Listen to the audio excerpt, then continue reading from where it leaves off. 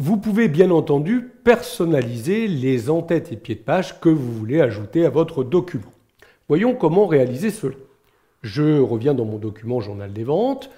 Je vais réafficher avec le lanceur de boîte de dialogue l'onglet en-tête et pied de page à partir duquel, vous vous rappelez, j'avais créé mon en-tête et mon pied de page préconfiguré en allant chercher dans les listes déroulantes un en-tête et un pied de page. Je vais revenir ici à l'intérieur de ces petites listes déroulantes et rechoisir aucun pour retirer mes en-têtes et pieds de page précédents. Quand vous voulez créer vos propres en-têtes, vos propres pieds de page, vous préférez utiliser le bouton en-tête personnalisé ou pied de page personnalisé. Je commence par l'en-tête personnalisé. Et vous allez devoir remplir chacune des sections gauche, centre et droite de l'en-tête ou du pied en fonction de ce que vous voulez ajouter. Il est possible ici de taper, par exemple, si je me place dans la partie gauche, un texte. Je vais taper par exemple mon prénom. Si je faisais ça, ça veut dire que automatiquement en haut à gauche de chacune de mes pages viendrait mon prénom. Donc on peut saisir des choses au clavier. Mais on peut aussi ramener des éléments automatiques via des champs.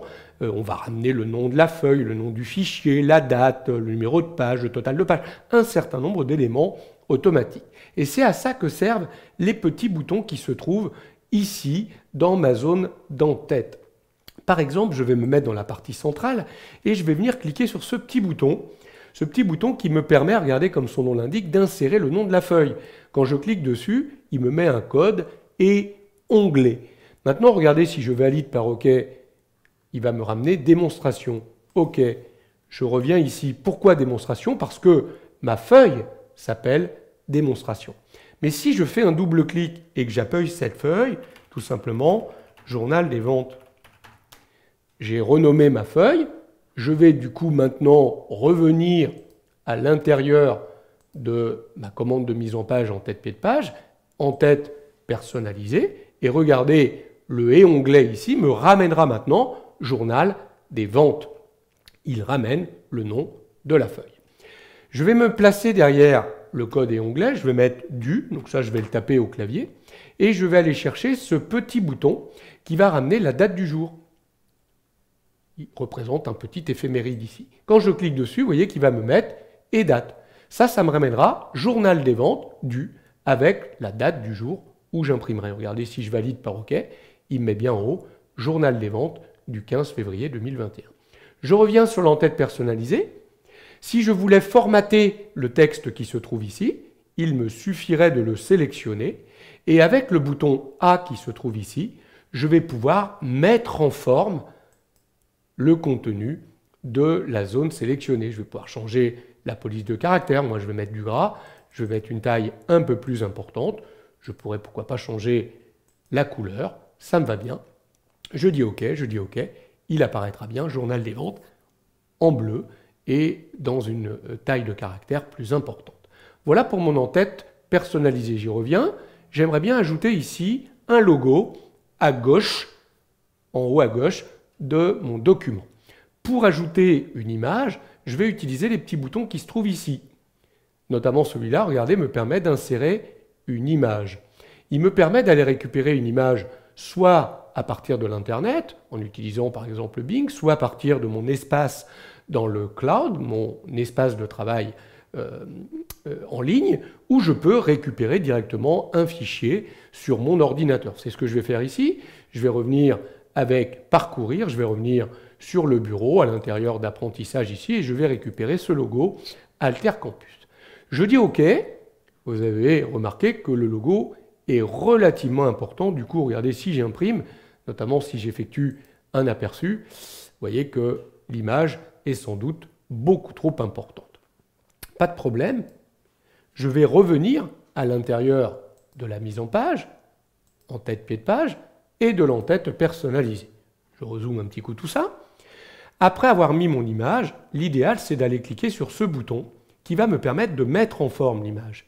Et là, regardez, j'ai la possibilité, attention, en conservant le rapport auteur-auteur et la proportionnalité, pour pas que mon image soit déformée, je vais laisser cocher ces deux cases. Je vais pouvoir soit bouger l'échelle, soit bouger la hauteur ou la largeur, et lui va bouger en conséquence les autres éléments.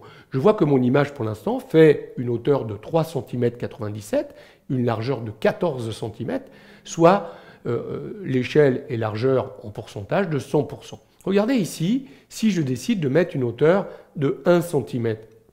En mettant 1 cm, comme j'ai laissé la case conserver le rapport coché et proportionnel coché, il m'a automatiquement réduit la largeur à 3,75 et du coup mis une échelle à 25%. J'aurais pu aussi bouger l'échelle ici, vous voyez, ce qui bouge la largeur, ce qui bouge la hauteur et la largeur. Donc vous voyez que tout est lié. À partir du moment où vous avez coché ces cases, vous pouvez bouger l'un des paramètres et automatiquement les autres vont bouger en conséquence. Je dis OK, je revalide par OK. Vous voyez que cette fois-ci, le logo sera bien plus petit et donc beaucoup plus acceptable au niveau de mon impression. Ce que je viens de faire ici pour l'entête, je peux le reproduire pour le pied de page. Donc on a vu à quoi servaient ces petits boutons-là. On a vu celui-ci qui permettait d'insérer le nom de la feuille. Regardez ici, je suis dans la partie gauche. Si je cliquais sur ce bouton, je ramènerais le nom du fichier et fichier. Donc là, il me ramène bien le nom qui a été donné quand vous avez dit enregistrer sous et que vous avez donné un nom précis à votre fichier. Si, au lieu de cliquer sur ce bouton, vous aviez pris celui-ci, celui-ci ramènerait le nom du fichier, mais également le chemin, l'endroit où est stocké le fichier. Donc regardez, si je valide ici, il va me signaler que mon fichier se trouve sur le disque C, dans le dossier user, dans le sous-dossier stagiaire, sur le bureau, dans apprentissage Excel, et que le fichier s'appelle mise en page et impression. Je reviens dans pied de page personnalisé, je supprime cela. Donc ça, je ramène uniquement le nom du fichier. Là, je ramène à la fois le nom du fichier, mais également son emplacement. Celui-là, on l'a vu, permettrait de ramener la date. Celui-là ramènerait l'heure. Je pourrais ainsi signaler, vous voyez, à droite, imprimer le, et pourquoi pas, ramener, pourquoi pas, la date ici, à, et ramener, pourquoi pas, derrière, l'heure ici. Imprimez-le avec la date, suivi de l'heure d'impression de ce document. Je valide par OK.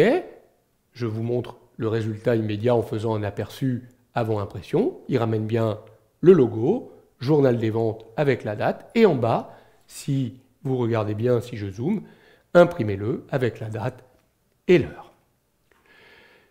Évidemment, si votre document comporte beaucoup de pages, je reviens sur ce grand tableau, rappelez-vous, qui comportait plusieurs pages, 8 pages, il pourrait être intéressant, en repartant dans le lanceur de boîte de dialogue en tête pied de page, de créer un pied de page personnalisé qui ramènerait, pourquoi pas, dans la partie centrale, page.